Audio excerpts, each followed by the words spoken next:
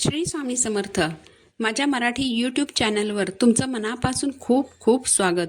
स्वामी महाराज तुमच्या सर्व चांगल्या इच्छा पूर्ण करोत हीच स्वामींच्या चरणी प्रार्थना करते आणि आज या नवीन व्हिडिओला सुरुवात करते. 7 सप्टेंबर 2024 वार शनिवार. या दिवशी आहे गणेश चतुर्थी.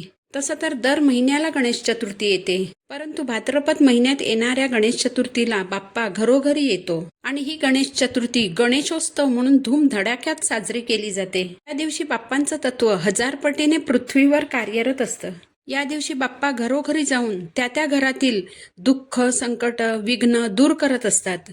त्यामुळे या विशिष्ट तिथीवर आपण जर काही उपाय केले, सेवा केल्या, तर त्याचं खूप जास्त फळ आपल्याला प्राप्त होतं. आज या व्हिडिओमध्ये मी तुम्हाला एक अतिशय प्रभावशाली उपाय सांगणार आहे. जर तुमची एखादी इच्छा खूप प्रयत्न करूनही पूर्ण होत नसेल, तर ती इच्छा पूर्ण करण्यासाठी आपल्याला हा उपाय करायचा आहे. खूप कष्ट आणि मेहनत करूनही यश प्राप्त होत नसेल, नोकरी मिळत नसेल, डोक्यावर कर्जाचा डोंगर वाढत चालला असेल, आर्थिक समस्या सुटत नसतील, या सर्व समस्या सोडविण्यासाठी आपल्याला हा उपाय करायचा आहे.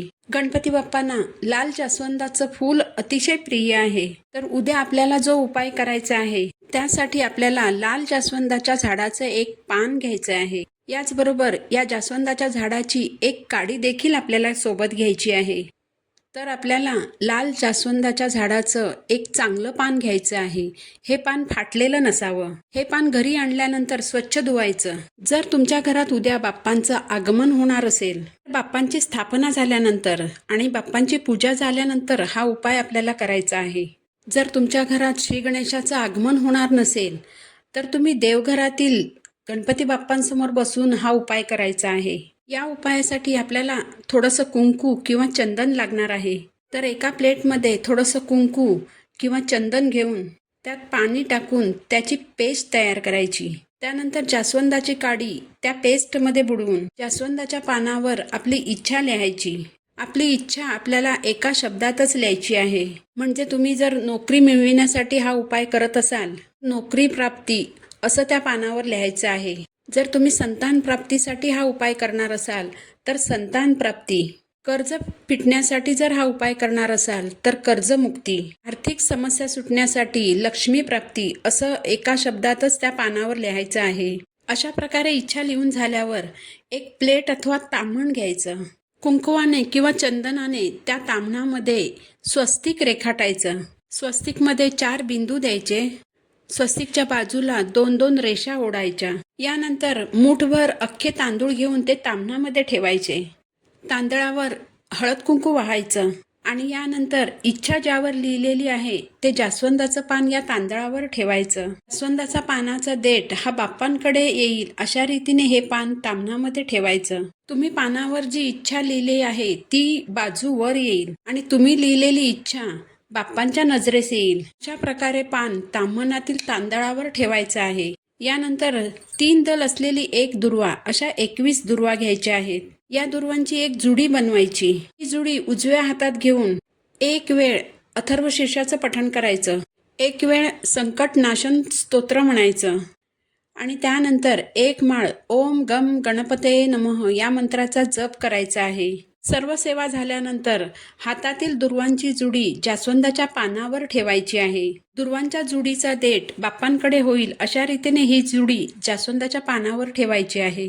जी इच्छा तुम्ही जास्वंदाच्या पानावर लिहिली आहे तीच इच्छा बाप्पांना पुन्हा बोलून दाखवायची आणि माझी इच्छा पूर्ण कर म्हणून बाप्पांना विनंती करायची.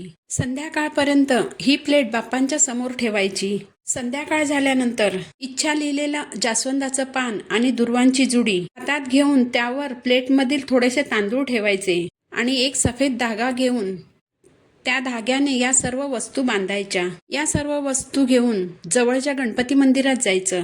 मंदिरात गेल्यानंतर सर्व वस्तू हातात घेऊन मंदिरातील बाप्पांसमोर उभं राहायचं. जास्वंदाच्या पानावर जी इच्छा तुम्ही लिहिलेली आहे तीच इच्छा बाप्पांना पुन्हा सांगायची. त्यानंतर हातातील पान बाप्पांच्या कपाळाला लावायचं. मग नंतर स्वतःच्या कपाळाला लावायचं. नंतर हातातील सर्व वस्तू बाप्पांच्या चरणी अर्पण करायच्या. बाप्पांना पुन्हा एकदा आपली इच्छा बोलून दाखवायची आणि माझी इच्छा पूर्ण कर म्हणून बाप्पांना प्रार्थना करायची. हा उपाय केल्यामुळे तुमची कठीणातील कठीण इच्छा पूर्ण करायला बाप्पा तुम्हाला मदत करतील हे नक्कीच. या उपायाबरोबरच आपल्या घरातील निगेटिव्हिटी घालविण्यासाठी उद्या आपल्याला 2 उपाय करायचे आहेत. एका वाटीमध्ये थोडंसं गंगाजल घ्यायचं. एक आंब्याचं पान घेऊन ते पान गंगाजलामध्ये बुडवायचं आणि त्या पानाच्या सहाय्याने आपल्याला अख्ख्या घरात गंगाजल शिंपडायचं आहे. या उपायाने घरातील निगेटिव्हिटी कमी होण्यास मदत होईल. यासोबतच उद्या जर तुम्हाला शक्य झालं तर आंब्याच्या पानांचं तोरण तुमच्या मुख्य दरवाजाला नक्कीच लावा. तसंच उद्या गणपतीच्या बाजूला जो कलश तुम्ही मांडणार असाल त्या कलशामध्ये आंब्याची पानं ठेवून त्यावर नारळ स्थापन करा. कारण आंब्याची पानं ही फार पवित्र मानली जातात. कोणत्याही पूजेमध्ये आंब्याच्या पानांचं विशेष असं महत्त्व असतं. तसंच कोणतीही पूजा किंवा कोणतंही शुभकार्य हे आंब्यांच्या पानांशिवाय पार पडत नाही. म्हणून उद्या आपल्याला घरामध्ये आणि पूजेमध्ये आंब्याच्या पानांचा वापर करायचाच आहे. माहिती महत्त्वपूर्ण वाटली असेल तर व्हिडिओला लाईक करा, चॅनलला सबस्क्राईब करा.